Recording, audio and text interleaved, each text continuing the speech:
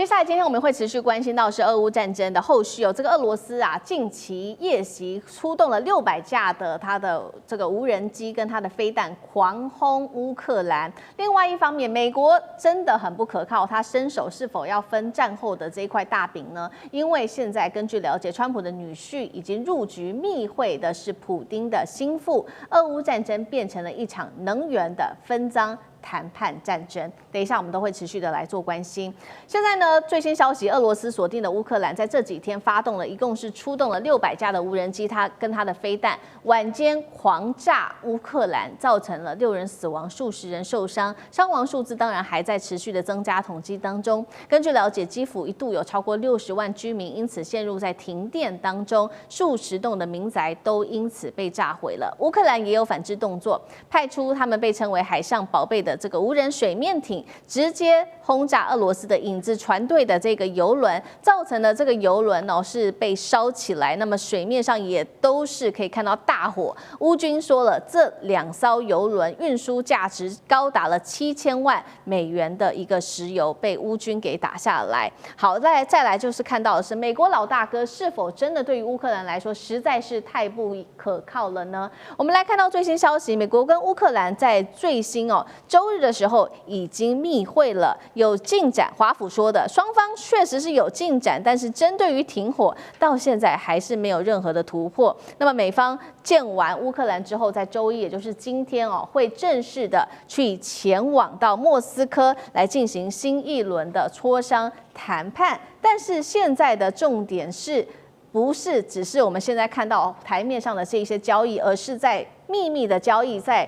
迈阿密的这个豪宅当中有一场暗示的交易。来自于《华尔街日报》的报道说，川普的特使魏科夫、川普的女婿库许纳及普丁他的主权财富基金的负责人3人曾经密会去草拟了这个和平计划。计划的重点已经谈的不是在于说乌克兰是否可以这个享有和平协议、和平的计划，而是在于美企跟俄罗斯之间如何瓜分在乌克兰的能源跟它的矿产的大饼。那么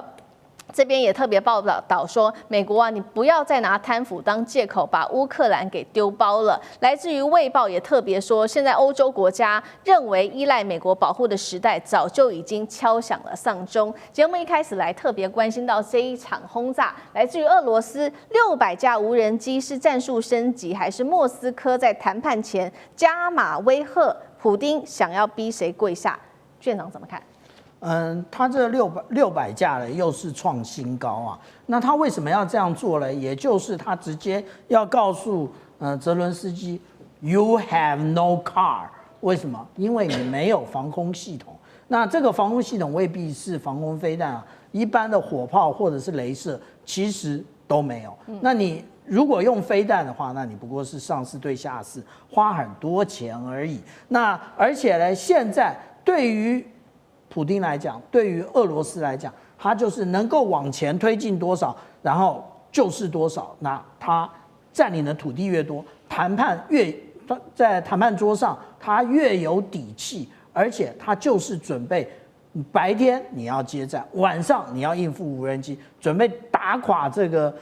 乌克兰他的一个抗敌意志啊。那至于说我们刚刚也有讲到这个影子船队啊，其实影子船队呢这个部分呢，也就是现在美国非常多的智库很喜欢创造新名词啊。那这个影子船队是什么？其实以前就有，那它其实是由影子船所构成的。影子船也就是破旧不堪，然后它在已经快要太除的时候呢，他就将这一些大家不愿意涉足的这一个制裁国家所提供的那个服务啊，也就是大家不愿意帮俄罗斯运油，他就来运啊。那这也就是我们讲到说，这个影子船队就是如此。那这个影子船队这个油，它按照乌克兰的讲法啊，它这个油轮的那个里面的燃油达到了7000万美元的一个石油。对不起，对于俄罗斯来讲，油就是抽就是了嘛，不断的把油打起来，只要有船愿意运出去就是了。那这个呢，也就是说，俄罗斯一点也不在意，因为这些船它原来也就不在乎了。但是这个无人机才是真正最大的问题，因为无人机我们大家都认为它要用一个非常怎么样了不起的一个载具吗？不是，它直接用美国皮卡就可以直接的起飞了，它不用弹射，它只要开到一定的速度的时候，我们看到这天竺葵2号，它就可以直接起飞啊。那我们看到这个天竺葵2号以及未来研发的3号呢，它现在它只攻击的也就是乌克兰的部分，未来它会接战的范围其实包含了一海之隔的英国都可以。那如果是这样的话其实那个有关于无人机的反制才是重中之重啊。那我们如果看一下现在，其实俄罗斯讲到的这4个州啊，除了我们看到卢甘斯克之外，其他的3州并不是100%打下的。这个也就是我们讲到有关于为什么俄罗斯它不断的使用这无人机夜袭，真正的目的就是打垮你的意志，打垮你的前线，然后让他在谈判桌上获胜。好，我们看到俄罗斯一方面持续的夜袭，那乌克兰奋力接战，但是他背后的老大哥，美国老大哥有没有要帮乌克兰呢？因为刚刚特别提到了嘛，这个川普的特使，还有川普的女婿跟普丁的心腹，他们密会，在谈的是战后利益，是不是乌克兰被当成了谈判的筹码？委员怎么看？我的看法可能不太一样我认为这个川普是在最后的阶段，要帮乌克兰活下来。因为乌克兰已经濒临全面崩溃的阶段，不管是军事上、经济上、政治上都如此。尤其是泽伦斯基跟他的幕僚长涉及这么大的贪污案，已经对前线乌克兰的军队造成心理上强大的冲击。你可以看乌克兰的军队打得有点的心不甘情不愿了，要打不打的样子。这几天已经很明显了。但是他们又不敢投降，因为投降了以后，薪水啊、抚恤金啊，全部都没有了。所以，而且他们也知道，就是说这样战争也没希望啦。所以在这种气氛底下，乌克兰濒临全面崩溃，只剩下一点，就是俄罗斯要不要对基辅，就像美国对当年的东京进行东京大轰炸？俄罗斯到目前没有啊。